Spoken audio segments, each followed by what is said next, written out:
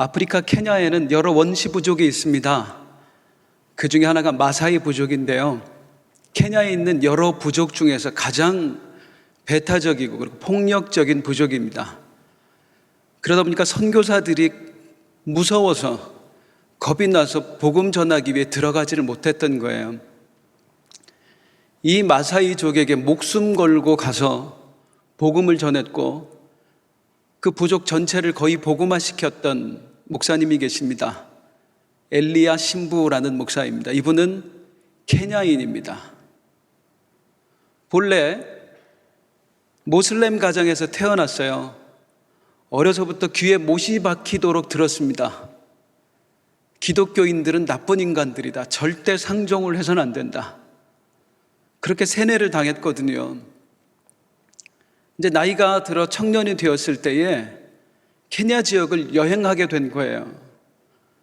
한 노신사를 만나게 되었습니다. 알고 보니까 그분은 기독교 선교사였어요. 야, 이 사람한테 넘어가면 안 돼. 절대로 가까이 하면 안 돼. 경계하고 있었거든요. 언제 나한테 복음을 전할지 모르는데 난 절대로 넘어가서는 안 돼. 근데 웬일인지 이 노신사는 전혀 복음을 전하지 않는 거예요. 예수의 옛자 이야기도 꺼내지 않는 거예요. 그렇게 몇 날 며칠을 동행하는데 말은 안 하는데요. 행동하는 게 남다르는 거예요. 뭔가 보여지는 모습이 남다른 거예요. 이 엘리야 신부가 감동을 받았습니다. 그래서 그 마음에 이 사람이 믿는 예수를 내가 알고 싶다. 먼저 접근을 했어요. 거기서 복음을 듣게 되었고 복음을 영접하게 되었습니다. 집안에 가서요, 엄청난 핍박을 당하게 돼요. 예수님 영접한 것 때문에. 그래도 나는 예수님을 끝까지 믿겠다고, 복음 전하는 자가 되겠다고 신앙을 하고 목사가 되었습니다. 그리고 마사이족에 들어가서, 누구도 가지 않는 마사이족에게 들어가서 복음을 전해서 그들을 복음화시켰어요. 이 일이 어떻게 가능했습니까? 한 사람의 영향력입니다. 또 한 사람의 이야기를 해드리겠습니다. 히틀러 이야기입니다. 인류 역사상 최악의 살인마 그리고 전쟁광이죠. 유태인만 무려 600만 명을 죽였습니다. 이 히틀러는 원래 평범한 가정에서 태어나서 자랐어요. 그의 아버지는 행상을 하는 사람이었습니다. 한번 장사를 나가면 몇 달이고 집을 비우는 거예요. 그런데 이때에 그 외로움을 참지 못하고 히틀러의 어머니가 바람이 났어요. 그 바람난 상대가 누구냐면 돈 많은 유태인이었습니다.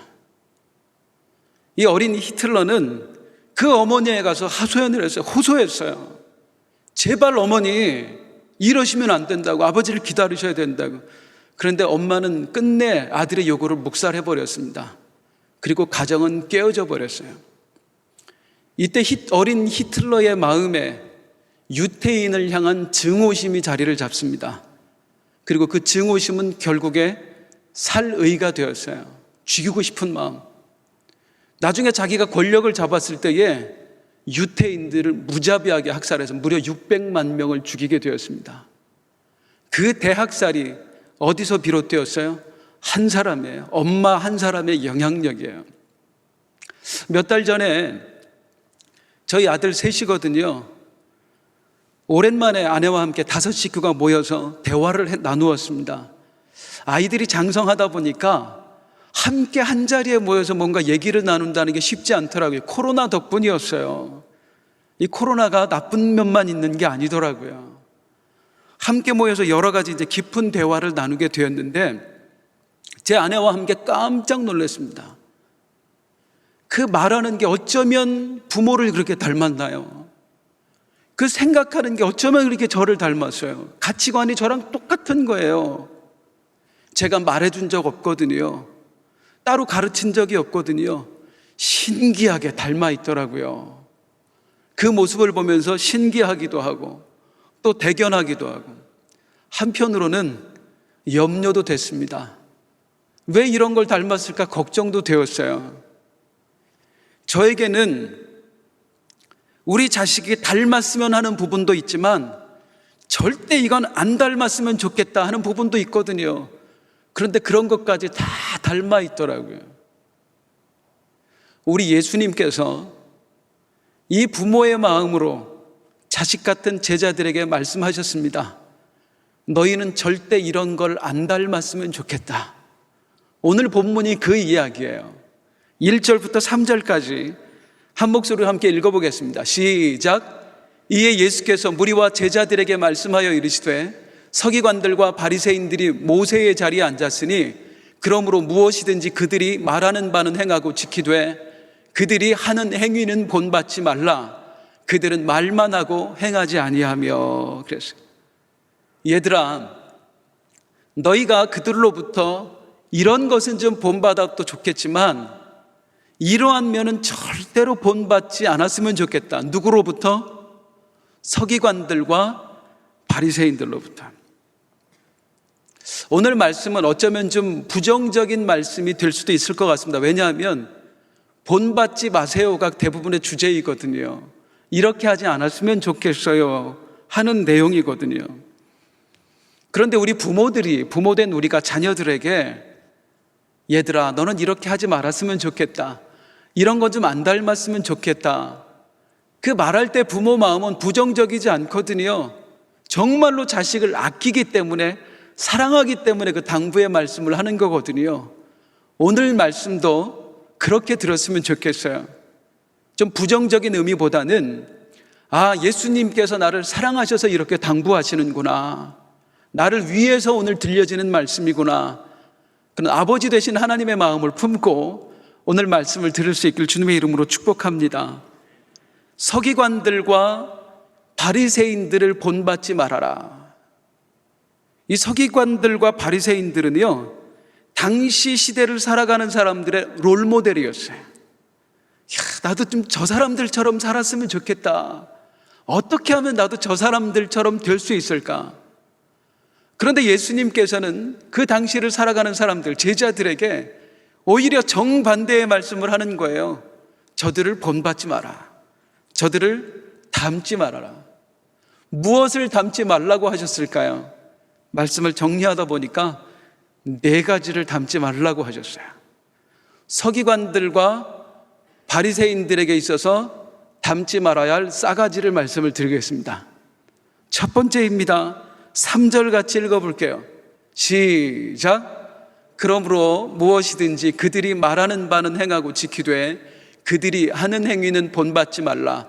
그들은 말만 하고 행하지 아니하며. 서기관과 바리새인들은 어떤 사람이라고요? 무엇을 본받지 말라고요? 저들은 말뿐인 사람이다. 저들은 행하지 않는다. 그 말뿐이고 행하지 않는 행위를 너희들은 본받지 말라, 그렇게 지금 말씀하고 있는 거예요. 공자의 제자 증자라는 사람이 있습니다. 이 증자의 아내가 어느 날 시장에 가게 되었어요. 그런데 자식 중에 하나가 계속 조르는 거예요. 나도 시장에 가겠다고. 어린애들 사러 간다 그러면 따라가려고 하잖아요. 이때는 스마트폰이 없었기 때문에 따라가려고 하는 겁니다. 요즘 애들은 안 따라가요. 엄마가 이거 떼놔야 되겠는데 도무지 안 되겠단 말이죠. 그래서 이렇게 얘기했습니다. 엄마가 갔다 오는 동안 집을 잘 지키고 있으면 엄마가 갔다 와서 돼지 잡아줄게. 그래서 고기 오늘 줄게. 그 말을 듣고 좋아라 하면서 아이가 집에 남았어요. 엄마는 이제 편안하게 홀가분하게 시장을 보고 집에 왔습니다. 깜짝 놀랐어요. 남편 증자가 돼지를 잡고 있는 거예요. 아니 지금 뭐 하고 있는 거냐고 당신. 아니 당신 애한테 약속하지 않았느냐고, 시장 갔다 오면 돼지 잡아준다고. 아니 그걸 진짜로 하면 어떡하냐고. 그냥 해본 말인데. 그러면 안 되는 거라고. 내가 그냥 말을 해서 지키지 않으면 그렇게 자란 내 자식이 나중에 어떻게 되겠어? 쟤도 말뿐인 아이가 될 것이요. 나는 내 자식이 그렇게 크기를 원하지 않소. 이게 증자가 했던 행동이에요. 말만 하는 거 너무나 쉽습니다. 그런데 말하는 것을 행동으로 옮기는 거 결코 쉽지 않습니다. 설교자로 살아가면서 고민이 있어요. 이 강단에서 사랑하는 성도님들, 우리 이렇게 합시다, 이렇게 한번 살아봅시다 라고 외쳐야 되는데 가끔은요 자신이 없는 거예요. 그렇게 외치기가 너무 부끄러운 거예요. 예를 들어서 성도님들 우리 기도합시다 라는 주제로 말씀을 선포해야 되는데 제가 충분히 기도하지 못하고 있다고 느낄 때 기도합시다라는 말을 하기가 어려운 거예요. 그래서 가끔은 어떻게 하냐면 편법을 씁니다. 저 스스로 타협을 해요. 기도합시다라고 선포하는 게 아니라 기도가 뭔지, 기도하면 어떤 일이 일어나는지 학문적으로 얘기하게 되는 거예요. 전도합시다도 마찬가지예요. 헌신합시다도 마찬가지예요.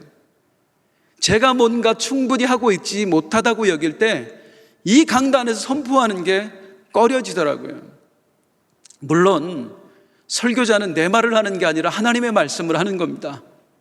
내가 살지 못하더라도 내 삶을 전하는 게 아니라 하나님의 말씀을 전하는 사람이기에 내 행위와 상관없이 전해야 할 줄로 믿습니다. 그런데 전하기는 전하는데 힘이 없단 말이에요. 자신이 없단 말이에요. 말을 하는 건 쉽습니다. 그런데 그 말하는 것을 지켜내는 건 너무나 어려운 거예요. 이런 말이 있어요. 오늘 낮에도 우리 담임 목사님 말씀하셨는데 자식은 부모가 가르친 대로 사는 게 아니라 부모가 보여준 대로 산다. 무서운 말이죠. 나라는 사람의 실체는 내가 뱉은 말에 있지 않습니다. 진짜 나는 뭐냐면 나는 내가 행한 것, 내가 행동한 것, 그게 나의 실체입니다. 서두에 마사이족을 복음화시킨 엘리야 신부 목사 이야기를 했습니다. 그가 어떻게 변화될 수 있었어요? 말 때문이었습니까? 아닙니다. 그 노신사, 기독교 선교사 아무 말도 하지 않았어요. 그냥 보여줬어요. 몸으로, 삶으로, 행동으로 그리스도인이 어떤 사람인지, 하나님을 믿는 사람이, 예수님을 믿는 사람들이 어떻게 살아가는지를 보여줬어요. 그런데 그 모습을 보고 엘리야 신부가 변한 거예요. 말은 사람을 변화시키지 않습니다. 행동이 사람을 감동을 줍니다. 행동이 사람에게 변화의 단초를 주는 거예요. 저는 오래전에 한 부흥 강사님을 통해 들었던 말씀을 잊지를 못해요. 이런 예화를 드셨어요. 성도님들, 만약에 우리가 우리 행위를 가지고 천국에 간다면 우리는 천국에 가면 전부 다 입만 와 있을 겁니다. 주둥이들만, 그분은 그렇게 표현했어요. 주둥이들만 와 있을 거라고.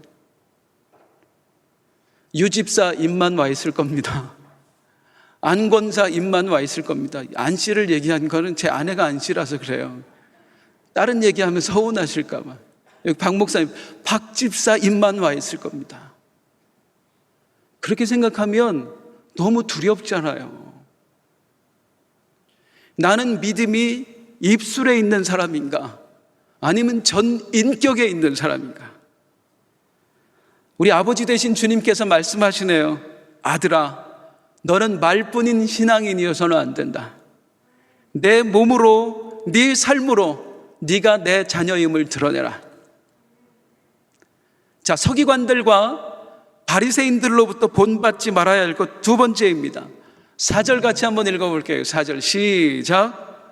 또 무거운 짐을 묶어 사람의 어깨에 지우되 자기는 이것을 한 손가락으로도 움직이려 하지 아니하며. 자기는 일을 안 하고 남만 일을 시킨대요. 자기는 짐을 지지 않고 남에게만 짐을 지운대요. 짐을 지기 싫은 것, 이건 사람의 기본 습성입니다. 누가 힘들게 살고 싶겠어요? 전부 다 평안하게 살고 싶어요. 아무런 짐도 지고 싶지 않아요. 이건 모든 사람의 동일한 바람입니다. 신앙생활도 마찬가지예요. 우리 주님은 말씀하셨거든요. 아무든지 나를 따라오려거든 자기를 부인하고 날마다 제 십자가를 지고 나를 따를지니라. 우리가 이 말씀에 아멘은 합니다만 정말로 이렇게 살고 싶은 사람 많지 않다고요. 누가 짐을 지고 싶어요? 누가 날마다 십자가를 지며 살고 싶어요? 누가 고생하면서 살고 싶겠어요? 작년에는 못했지요. 올해는 할 수 있을까 모르겠네요. 하나님께서 기회를 주실지. 송구영신 예배를 드리고 나면 우리 담임 목사님과 우리 목사님들께서 함께 성도님들을 위해 축복 안수를 합니다. 그럼 성도님들이 줄을 쫙 서서 봉투에 각자의 기도 제목을 써가지고 오시죠. 80%에서 한 90% 정도는 이 내용입니다. 내년에는 온 가족 건강하고 아무 사고 없이 평안하게 해주세요. 나쁘다는 이야기 아니에요. 저도 그렇게 살고 싶어요. 아무든지 나를 따라오려거든 자기를 부인하고 날마다 제 십자가를 지고 나를 따를지니라. 정말로 십자가를 지고 예수 믿고 싶은 사람 별로 없어요. 힘들잖아요. 어렵잖아요. 로엘 케네디라고 하는 선교사 이야기입니다. 나이지리아에서 10년 동안 복음을 전했어요. 이 로엘 케네디 선교사를 통해서 한 부족이 예수를 믿게 되었습니다. 그 부족에서 두 청년과 함께 더 깊숙이, 밀림 깊숙이 다른 부족에게 이제 복음을 전하러 가는 길이었어요. 한참을 함께 걸어가는데 돌무더기가 나왔습니다. 그때 이 두 청년이 갑자기 길을 멈추더니 그 돌무더기에서 제일 무거워 보이는 돌 하나씩을 이렇게 탁 드는 거예요. 그러더니 선교사님한테도 선교사님도 하나 드세요 그러는 거예요. 그래서 아니 그 지금 힘들어 죽겠는데 그 무거운 걸 왜 드냐? 나중에 후회하실 거려? 나 후회할 일 없다. 앞에서 이제 낑낑대면서 뒤에서 따라오는 거죠. 얼마 가지 않아서 강을 만났습니다. 비가 온 지 얼마 안 돼서요. 물살이 얼마나 센지 몰라요. 이야, 여기에 들어갔다는 내가 지금 떠내려가게 생겼구나. 도무지 겁이 나서 그 강물에 발을 들이밀 수가 없는 거예요. 그때 이 두 청년이 첨벙첨벙 들어가는 거 있죠. 그런데 물살이 그렇게 센데도 떠내려가지 않는 거예요. 왜 그런가 봤더니 돌 때문이었어요. 그 돌이 무게를 더해줘서 이 청년들이 떠내려가지 않도록 지탱해 주는 거예요. 그제서야 알았습니다. 왜 힘들게 돌을 지고 오는지. 선교사님 빨리 가져오시라니까요. 그제서야 가져왔어요. 큰 돌, 내가 들 수 있는 가장 큰 돌을 들고 강물에 탁 내려갔어요. 물속에 들어가니까 생각보다 돌이 무겁지 않은 거예요. 물속에 들어가니까. 또 이 돌을 안고 있으니까 탁 중심을 잡아줘서 그 거센 물살에 흔들리지 않는 거예요. 사랑하는 성도님들, 우리 삶의 십자가가 그렇습니다. 때로는 우리가 십자가 때문에 힘든 것 같아요. 그런데 실상은 우리가 십자가 덕분에 살아가고 있는 거예요. 그 십자가가 흔들리는 나를 붙잡아주고 있는 거예요. 우린 지난 2년간 얼마나 몸소 이걸 체험했는지 모릅니다. 코로나로 인해서 생전 경험하지 못했던 순간들이 왔어요. 대면 예배가 중단된 거예요. 목장 모임에 못 가게 된 거예요. 더 이상 봉사, 헌신, 사역 못 하게 된 거예요. 처음에 답답해 하시더라고요. 조금 지나니까 여기저기서 들려오는 소리가 너무 편하대요. 이거 집에서 이렇게 영상으로 예배 드리는데 너무 편하대요. 한 달, 두 달, 석 달 시간이 지나니까요. 편하던데요 소리가 쏙 들어가고 이 소리가 나옵니다. 목사님 불안해 죽겠습니다. 왜? 스스로 느끼는 거예요. 예배하지 않으니까 내 영성이 떨어지고 있는 거예요. 봉사하지 않으니까 흔들리는 마음을 붙잡을 수가 없는 거예요. 세상을 향해 가고 있는 나를 어떻게 붙잡을 수가 없는 거예요. 그때 우리가 깨닫게 된 겁니다. 내가 예배를 드려준 줄 알았더니 아니구나. 그 예배가 나를 살리고 있었구나. 내가 봉사를 해준 줄 알았더니 아니구나. 봉사가 나를 붙들어주고 있었구나.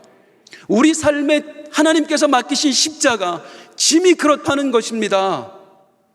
때로는 무겁게 느껴요. 내가 예수님을 위해 억지로 짐을 진 것 같아요. 아니에요. 그 짐이 나를 살리고 있었던 거예요. 그래서 오늘 말씀과 더불어 우리 성도님들께 부탁드리고 싶은 게 있어요. 짐을 져달라는 겁니다. 우리 낮에도 담임 목사님 말씀하셨습니다마는 짐을 져주세요. 이제 11월이잖아요. 이제 각 기관 총회도 해야 되고 뭐 임원들도 교체가 돼야 되고 해마다 이런 때가 되면 걱정이에요. 누가 할 사람이 있을까? 나는 못해요. 아니요.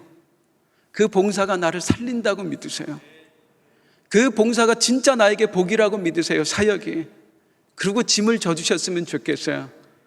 아울러서 지금 임직자 청원을 받고 있습니다. 감사하게 낮에도 이제 많은 분들이 낮에 말씀을 듣고 감동받으시고 또 결단하셔서 이 청원서를 가지고 가셨어요. 그런데 아직도 일부 몇 분들은 주저하고 계신 것 같아요. 내가 자격이 있나? 자격이 있나? 내가 장로 될 자격이 있을까? 만약에 이 임직이라는 것이요, 교회의 어른을 뽑는 일이라면 우리는 주저하는 게 마땅합니다. 우리 중에 누가 있어 남들을 위해서 어른 노릇을 할 수 있는 자격 있는 사람이 누가 있겠어요? 하지만 임직이라는 것은 어른을 뽑는 게 아니에요. 일꾼을 뽑는 겁니다.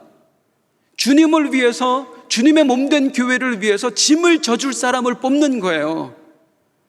그렇다면 내가 어른 자격이 있을까? 어른 노릇할 자격이 있을까? 이 마음을 품는 게 아니라 오히려 그래, 내가 일해야지.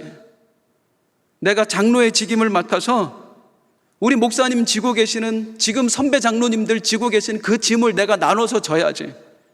내가 안수집사 돼서 교회를 위해서 열심히 봉사해야지. 내가 권사 돼서 더 교회를 위해 기도하고 우리 연약한 성도님들 돌봐야지. 이런 마음으로 지원하셨으면 좋겠어요.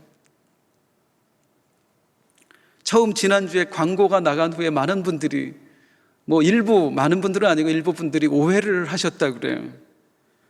아니, 지원서를 먼저 내라 그러면 누가 내? 이거 하지 말라는 거 아니야? 오히려 반대였어요. 낮에도 담임 목사님 말씀하셨잖아요. 한 분이라도 더 기회를 드리고 싶어서 이렇게 하는 거라고요. 추천만 가지고 임직 후보를 선정을 하니까 너무나 안타까운 분들이 있는 거예요. 우리가 예전하고 좀 달라졌어요. 교인들이 좀 많아지다 보니까 진짜 수고하고 헌신하는 분들을 너무 많이 몰라요. 특별히 보여지지 않는 곳에서 헌신한 분들, 정말 눈물겹게 교회의 짐을 지고 가시는 분들을 많은 분들이 몰라요. 그래서 추천을 할 수가 없는 상황이 돼버리는 거예요. 그래서 추천만 가지고는 후보 선정이 너무 어려운 거예요.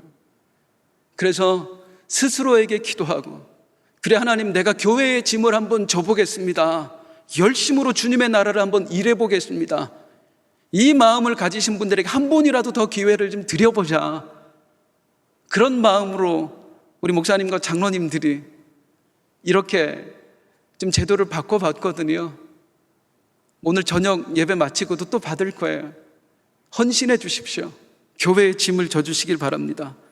청원서 가져가세요. 정 쓸 것 없으면은요, 이렇게 쓰세요. 나 지금까지 열심히 안 했는데 시켜주면 열심히 할게요. 할렐루야. 나 지금까지 새벽 예배 그런 것도 써야 되니까 사실 부담스럽거든요. 이렇게 쓰세요. 저 새벽 예배 안 나왔는데 안수 집사 시켜주세요. 그럼 새벽 차량 운행할게요. 할렐루야. 저는 우리 이 장로님들 마음 움직여질 거라고 봐요. 어떤 마음을 가지고 임직을 대하고 어떤 마음을 가지고 사역을 대하느냐. 우리 주님 말씀하십니다. 뭐라고요? 짐을 지지 않으려는 바리새인과 서기관들 닮지 마라. 짐을 지라, 그 얘기예요. 자, 바리새인과 서기관들 무엇을 닮지 말아야 될까요? 세 번째입니다. 5절 같이 읽겠습니다. 5절 시작. 그들의 모든 행위를 사람에게 보이고자 하나니 곧 그 경문띠를 넓게 하며 옷수를 길게 하고. 저 사람들은 어떻게 산다는 거예요? 어떻게 하면 나를 보일까? 어떻게 하면 나를 드러낼까? 여기 경문이라는 게 뭐냐면 유대인들이 머리나 아니면 몸에 차는 조그만 상자입니다. 이 상자 안에는 4가지의 말씀이 기록되어 있습니다. 그 중에 하나가 신명기 5장에 나와 있는 쉐마의 말씀이에요. 너는 마음을 다하고 성품을 다하고 힘을 다하여 내 하나님 여호와를 사랑하라. 이런 말씀이 적힌 상자를 유대인들은 이마나 몸에 붙이고 다녔어요. 그런데 서기관들과 바리새인들은 어떻게 했는 줄 아세요? 크게 상자를 남들보다 더 크게, 그리고 사람들 보는 데서 당당하게 보라고. 뭘 보라고? 내가 얼마나 경건한 사람인지, 내가 얼마나 율법을 잘 지키는 사람인지 나를 좀 보라고요. 누구 보라고요? 하나님 보라고요? 사람 보라고요? 사람 보라고요.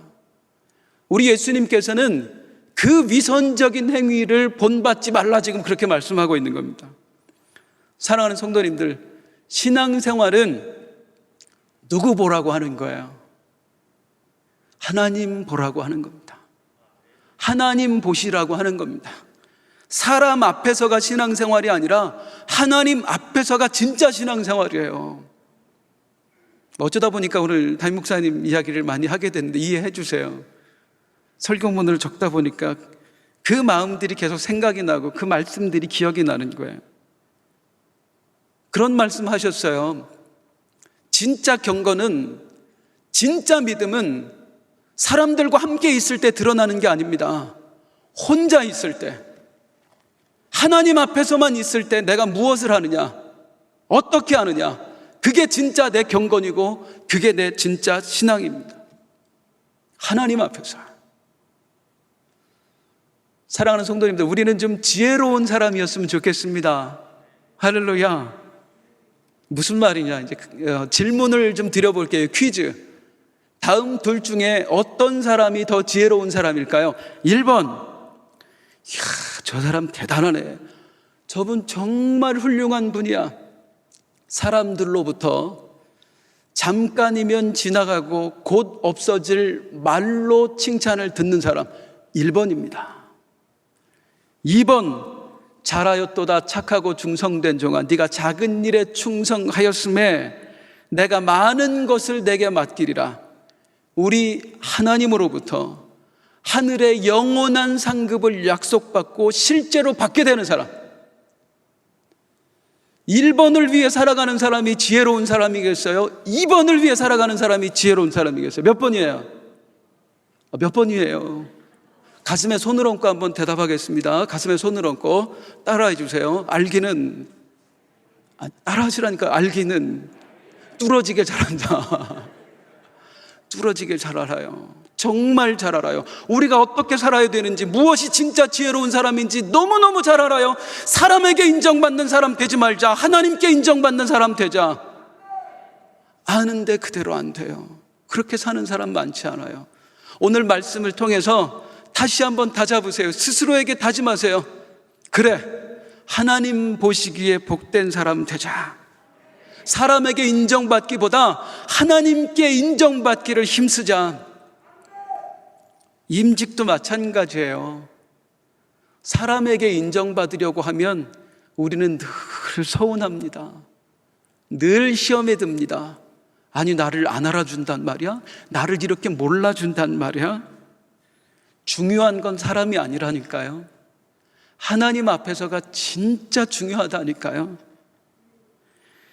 우리 하나님께서, 우리 예수님께서 우리에게 주신 말씀이 있어요. 마태복음 6장 3절 4절. 마태복음 6장 3절 4절. 너는 구제할 때에 오른손이 하는 것을 왼손이 모르게 하여 내 구제함을 은밀하게 하라. 은밀하게 보시는, 은밀한 중에 보시는 너의 아버지께서 갚으시리라. 내 오른손이 하는 것을 왼손이 모른대요. 내 왼손도 모르는 걸 다른 사람은 알겠어요? 아무도 모르죠. 아무도 나를 인정해 주지 않아요. 그래도 뭐라고 약속해 주세요? 너희 아버지께서 갚으시리라. 사람은 몰라도 나는 안다.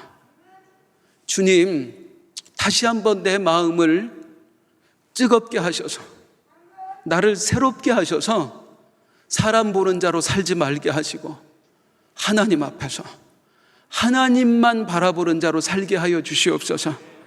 그런 다짐이 우리에게 있기를 소망합니다.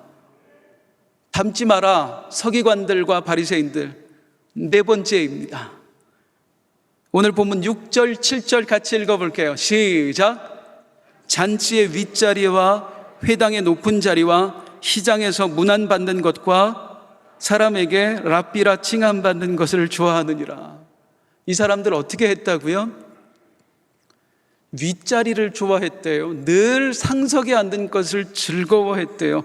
잔치자리에 가면 그 주인에게 축하를 해줘야 되잖아요. 그거는 중요하지 않아. 상석에 앉아서 대접받는 게 더 중요한 거예요. 회당에 가면 하나님을 예배하는 게 진짜로 중요하잖아요. 예배는 중요하지 않아. 남들이 나를 인정해 주느냐 인정해 주지 않느냐, 이게 더 중요해. 주목받는 게 더 중요하대요. 그거 본받지 마라, 그렇게 말씀하고 있어요. 죄로 말미암아 타락한 죄인된 우리네 사람들의 변하지 않는 본성이 있습니다. 명예욕입니다. 이생의 자랑입니다. 우리는 어떻게 해서든지 남보다 위에 있고 싶어요. 심지어 때로는 우리는 하나님보다도 위에 있고 싶어요. 그게 우리들이에요. 그래서 수단과 방법을 가리지 않고 우리는 누군가가 남보다 인정받는 걸 견디지 못합니다. 깎아내려요. 집사님, 저분 정말 좋으신 것 같지 않아요? 너무너무 귀한 분 아니세요? 좋지. 지금이야 그렇겠지. 몇 년 지나봐야 알지. 남이 인정받는 걸 견디지를 못해요. 악한 마음입니다. 마귀가 주는 마음이에요. 우리들이 내가 너보다 위에 있다, 이걸 나타내기 위해서 가끔 하는 행동이 있습니다. 나도 모르게 상대방을 가르치고 충고하는 거예요. 어느 집사님으로부터 이야기를 들었어요. 그분의 아들들 이야기입니다. 하나는 중학교 1학년, 하나는 초등학교 5학년 된 아들이 있어요.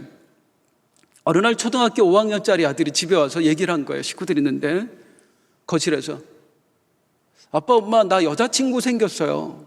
5학년짜리가. 그러니까 부모가 너무 신기한 거야. 아들이 여자친구가 생겼다. 이야, 우리 아들 여자친구 생겼어? 대단하네. 그 옆에 있던 중학교 1학년짜리 형이, 야, 너 잠깐 나 좀 따라와. 방으로 데리고 들어가더래요. 뭘 하려고 그러나? 그래서 이제 아빠 엄마가 이렇게 방에 가서 가만히 귀를 기울이고 들어봤더니 중학교 1학년짜리 형이 초등학교 5학년짜리 동생에게 하는 말입니다. 이제 여자친구가 생겼다고, 부모가 대단하다고 하는 말을 듣고, 야, 형이 말이지 3학년 때부터 여자들을 사귀어봤는데 여자들한테 너무 잘해줄 필요 없다.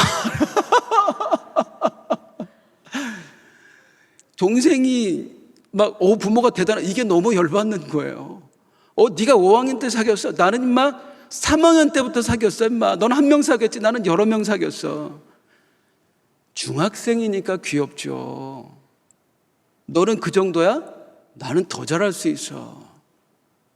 어리니까 귀엽죠. 나이 40 먹었는데 그러 보세요.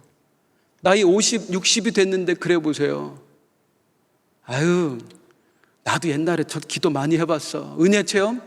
내가 얼마나 그때 대단했는 줄 알아? 나도 열심히 했다니까. 우리 하나님 보시기에 얼마나 안타까우시겠어요.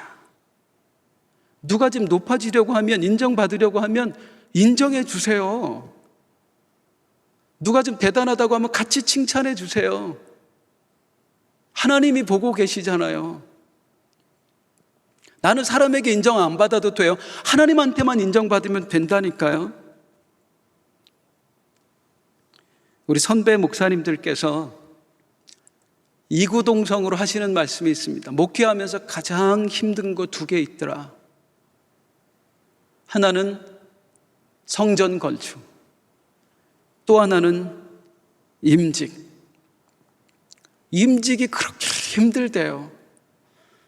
성도님들, 임직이 왜 그렇게 힘들까요? 이 임직식 때문에 깨어지는 교회들 참 많이 있습니다. 시험에 드는 분들 참 많아집니다. 교회들마다. 왜 그럴까요? 임직을 오해해서 그래요. 임직을 남보다 높아지는 과정이다라고 생각하기 때문이에요. 직분을 벼슬로 생각하기 때문이에요. 직분이 정말로 벼슬인가요? 장로가, 안수집사가, 권사가 벼슬인가요? 보통 임직 선거를 항존직 선거라고 이야기합니다. 이 항존직이라는 말의 의미를 아세요? 교회 오래 다니신 분들도 이 항존직이라는 말을 오해하시더라고요. 항존직은 목사, 장로, 안수집사, 원래는 그렇고요. 지금 현대교회에서는 권사가 추가되어 있습니다. 이걸 항존직이라고 얘기해요. 항존직이 무슨 뜻입니까? 항존직은 영구직 아닙니까? 그렇게 많이들 아세요. 예를 들면 서리집사는 1년에 한 번씩 임명을 받아야 되잖아요. 그래서 임시직이고, 목사, 장로, 안수집사, 권사는 한 번 받으면 다시 받을 필요 없으니까 영구직이다. 그게 항존직인 줄 아시더라고요. 항존직의 성경적 의미, 진짜 의미를 말씀드립니다. 항존직은 이런 뜻이에요. 교회에 항존직, 항상 존재해야 하는 직임, 이게 항존직입니다. 교회 안에 항상 존재해야 하는 직임, 직분이 아니에요. 그게 항존직이에요. 교회 안엔 목사가 있어야 되는데 왜? 말씀을 가르치고 전해야 되는 사람이 교회 안에 반드시 있어야 되거든요. 교회 안에는 장로가 있어야 되는 거예요. 왜? 아비의 마음으로 성도를 사랑하고 교회를 질서를 세우는 사람이 반드시 있어야 되는 거예요. 교회는 집사가 있어야 되는 거예요. 주님의 몸된 교회를 위해서 몸 바쳐 일할 사람이 있어야 되는 거예요. 말씀을 전할 사람, 성도를 내 몸과 같이 사랑하며 저들을 위해 질서를 세워가고 본을 보이는 사람, 그리고 몸 바쳐 주님의 교회를 위해 일할 사람, 이런 사람들은 교회 안에 항상 존재해야 된다. 그래서 항존직이에요. 한 번 받으면 영원히 목사가 되고, 영원히 장로가 되고, 영원히 집사가 되고, 권사가 되고, 영구적인 직임, 직분, 이게 항존직의 의미가 아닙니다. 그런데 안타까운 것은 특별히 한국 사람 높아지기 좋아하잖아요. 그러다 보니까 한국 교회 안에서 이 직임에 대한 의미가 변질되고 말았어요. 계급이 되어버렸어요. 계급이 되어버리니까 인정받느냐 못 받느냐 이런 차원이 되니까 시험에 들고 서운하고 교회가 깨어져 버리고. 사랑하는 성도님들, 우리 근본에 본래 임직의 의미를, 아름다운 그 의미를 되찾았으면 좋겠습니다. 하나님의 말씀을 전하는 거, 그런 직임, 목사 아니어도요, 누군가에게 전도만 할 수 있어도 얼마든지 감당합니다. 성도를 사랑하고 양육하고 돌보는 거요, 장로라는 직분 안 받아도요, 목장장만 돼도, 남전도회 여전도회 회장만 돼도 그 직임 감당할 수 있습니다. 교회를 위해 몸 바쳐 헌신하고 충성하고 교회 일을 하는 거요, 안수집사 아니어도요, 권사 안 돼도요, 얼마든지 그 일을 감당할 수 있어요. 사람이 보여지는, 사람이 뽑는 직분보다는 하나님 보시기에 하나님이 원하시는 직임을 감당하는 사람, 오늘도 하나님의 말씀을 열심히 사람들에게 전하여 누군가를 복음으로 변화시키는 사람, 성도를 사랑하여 그를 위해서 아낌없이 내 것을 퍼줄 수 있는 사람, 교회 일이라면 내 것을 중단하고 뛰어와서 몸된 교회를 위해 섬길 수 있는 사람, 그런 직임을 맡은 항존직을 오늘도 하나님이 찾고 계신 거예요. 주여, 내가 그런 사람 되게 하여 주옵소서. 늘 교회에 있어야 될 사람, 말씀을 전하는 자이게 하시고, 성도를 사랑하는 자이게, 사랑하여 돌보는 자이게 하시고, 교회 일에 몸바치는 사람 되게 하여 주옵소서. 주님이 인정하시는 항존직이 되어야 되는 거예요. 주님 말씀하셨습니다. 서기관들과 바리새인들을 본받지 마라. 뭘 본받지 마라? 첫 번째, 말만 하는 거. 두 번째, 짐을 안 지려고 하는 거. 세 번째, 높아지려고 하는 거. 보이려고 하는 거. 네 번째, 높아지려고 하는 거. 그리고 주님 덧붙여 이렇게 말씀하십니다. 마태복음 23장 8절. 그러나 너희는, 그들은 그렇게 살지만, 말만 하지만, 짐을 안 지지만, 그들은 사람에게 보이고자 살지만, 그들은 높아지려고 하지만, 그러나 너희는 그러려고 하지 말고, 너희 선생은 하나요. 한 분이신 선생. 누구를 본받으며 따르라? 예수 그리스도를 본받으며 따르라.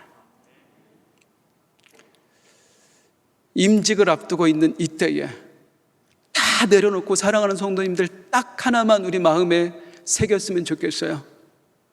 주님, 진짜 중요한 것 제가 놓치고 살고 있는데요, 이 과정을 통해서 내가 더 예수 닮는 자 되게 하여 주옵소서. 예수 닮는 게 무엇입니까? 우리 예수님은 어떤 분이셨습니까? 사두개인 바리새인들과 어떻게 다르셨습니까? 우리가 너무나 잘 아는 말씀이지만 우리 함께 마지막으로 다짐하면서 주여 나 이런 사람 되게 하옵소서 하는 마음으로 우리 큰 목소리로 함께 말씀 읽도록 하겠습니다. 빌립보서 2장 5절에서 8절 말씀 시작. 너희 안에 이 마음을 품으라. 곧 그리스도 예수의 마음이니 그는 근본 하나님의 본체시나 하나님과 동등됨을 취할 것으로 여기지 아니하시고 오히려 자기를 비워 종의 형체를 가지사 사람들과 같이 되셨고 사람의 모양으로 나타나사 자기를 낮추시고 죽기까지 복종하셨으니 곧 십자가에 죽으심이라. 나 예수님 닮고 싶어요.